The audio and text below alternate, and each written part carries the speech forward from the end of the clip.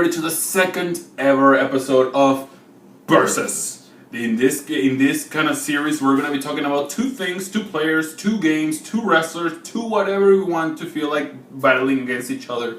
On this episode, since we love Assassin's Creed so much on this channel, we're gonna be talking about Assassin's Creed 2 versus Assassin's Creed 4. Who do you got? Let us know in the comments. But now, the rules. We're going to be talking various topics, and we're going to be talking who wins against, in each topic. Let's start with story. We're going to be talking about setting, the assassin, and the villain, and finally overall who wins. That's 5. Let's start off. The story. Which is the better story? Tell us about a bit of the story. I played both games. Assassin's Creed 2 was the game that made me love Assassin's Creed. Well, because I played Assassin's Creed, 1, and like half an hour, playing it, I was so damn bored. I said, this game sucks. You need to defend your game, by the way. Yeah, let me tell you how the story went. So, okay. my cousin sent me. I was talking about Assassin's Creed 1. Okay, right. Yeah, right. I was talking about Assassin's Creed 1. Right. So my cousin lent me Assassin's Creed 2, and I said, why? Whoa, this game is amazing. This game is absolutely amazing. The story was top notch. Being Ezio, we'll talk about Ezio's, characteristics later. But being Ezio, I actually, you felt it for him. The impact. Seriously, ladies and gentlemen, if you haven't played Assassin's Creed 2, I don't care. It's been a long time. It's been out for a while. I'm gonna be talking about the story. Spoilers. So he gets his father and his older brother and his younger brother, a little boy, killed. Yeah. Their hand, and if that doesn't make you feel sympathy for the character, I don't know what will. But that was amazing. The story for revenge from Ezio, and then from finally getting to become an assassin, all that long journey to finally meet Rodrigo Borgia was definitely worth it. Yes, but on the other side, we get to see pirates. On Assassin's Creed 4, you play as Edward Kenway, a pirate turned assassin. Somehow, because we saw 5 minutes of training when when he was showing his skills to the Council of Templars. But anyways, this guy was such a badass that as a pirate he had all the qualifications to be a assassin. Also the story, have you ever noticed that the worst part of the games are when you come back to present time? Oh man. Yeah, but anyways, they're showing you the story of all the worst and most bloodthirsty pirates of all time in your timeline, and you're actually the most badass of them all. You get to kill Templars, you get to fight against the armada of different countries. You get to hunt, you get to kill Shamu. Oh, you man. kill Free Willy. That scarred me a little. Oh yeah. But anyways, the story itself. They're trying to find out a way to control the entire world by having basically a camera of everybody. So basically, they are trying to be today. Yes, they're trying to activate the camera on your iPhone. Oh yeah. But in pirate times and with magic. Oh yeah. But yeah, the story. I'm not doesn't make too much sense. But. Yeah, but basically that's the story. You're gonna have to suspend disbelief with this one. But yeah, I actually love the the pirates, the naval combat, everything that it was brought to this game. The story itself. I'm not gonna admit it. Nobody was killed, in such a drastic way like Assassin's Creed 2. But to say that the story of Assassin's Creed 4 is bad, it's not true. It's simple, which means it's better in this case. What? Yes. Oh, you gotta be kidding me. Anyways, we're gonna talk about our second qualification here. Who's the better assassin? Who's the better assassin? Character and fighting skills. Who's got the character? Fighting skills. Ezio is the master assassin. You don't get to see that with Edward. He's not a master assassin. He's just an assassin. Is he? No, actually, because Edward did not become an assassin until after the game.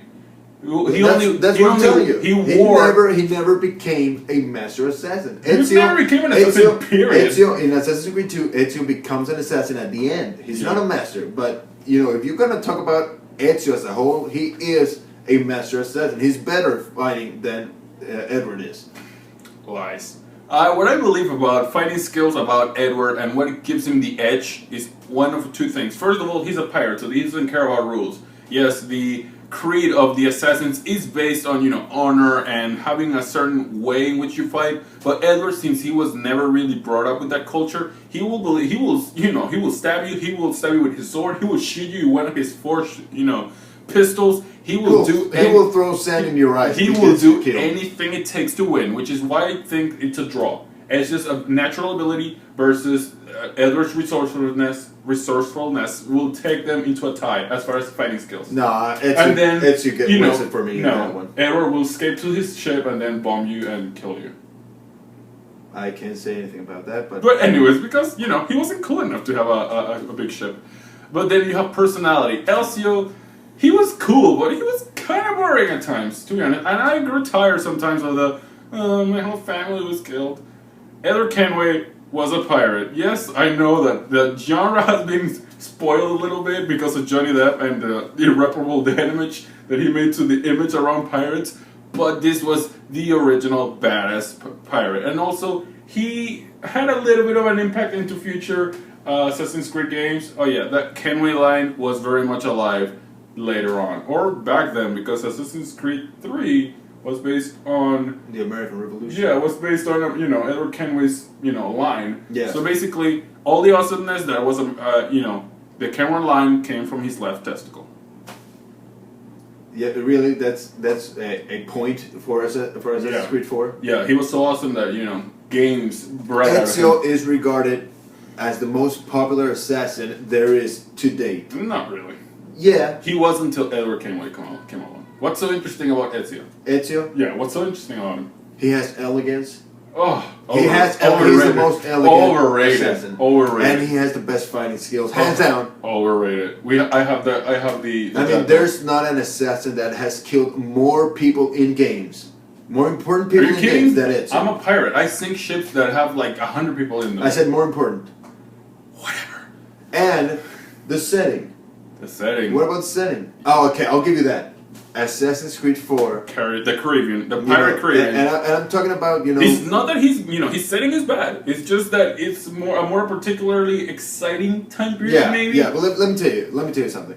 I'm not judging this based on the fact that there was what things you had to do in the world.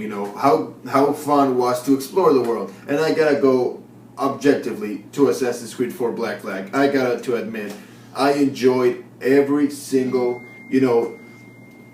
island, every single, square inch of the sea. Not every island. Did you really try to pick up every single chest and white light in those islands? That was boring sometimes. Fragment. Yeah, anyways, I did it. But anyways, yeah, and I will be talking about hunting, man. Hunting. We didn't have hunting in Assassin's Creed 2. I love hunting in games. Anyways, finally, villain.